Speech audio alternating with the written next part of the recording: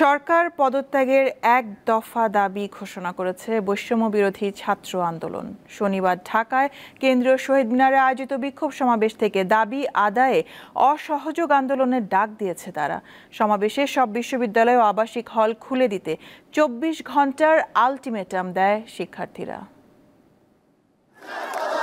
কেন্দ্রীয় শহীদ মিনারে বৈষম্য বিরোধী ছাত্র আন্দোলন আয়োজিত বিক্ষোভ কর্মসূচিতে যোগ দিতে দুপুর থেকেই দলে দলে জড়ো হতে থাকেন বিভিন্ন শ্রেণী পেশার মানুষ।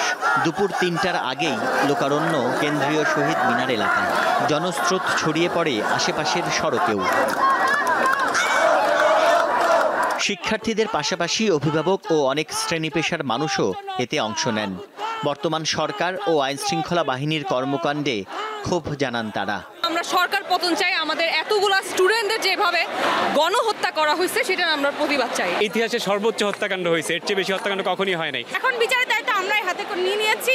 এখন যেটা করবে আমাদের ভাই বোনরা, আমরাই করব। সন্তানদের পাশে দাঁড়াতে হবে।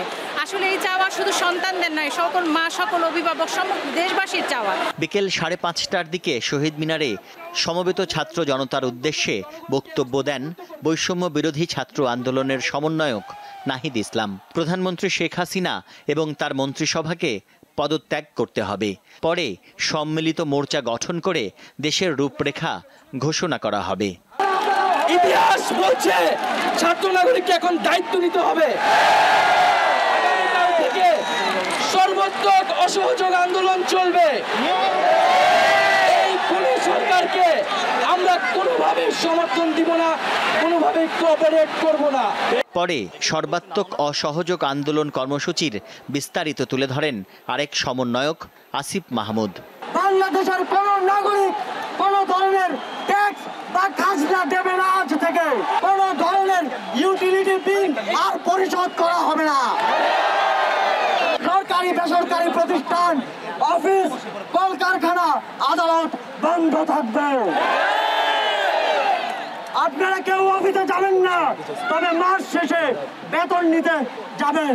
প্রবাসীরা ব্যাংকিং চ্যানেলে কোনো প্রকার রেমিটেন্স পাঠাবেন না। শোরুম, বিপণী বিতান, হোটেল, মোটেল, রেস্টুরেন্ট অনির্দিষ্টকালের জন্য বন্ধ রাখার আহ্বান জানিয়ে সমন্বয়করা বলেন, নিত্য প্রয়োজনীয় দ্রব্যের দোকানপাট বেলা 11টা থেকে 1টা পর্যন্ত খোলা থাকবে, তবে চালু থাকবে সকল জরুরি সেবা।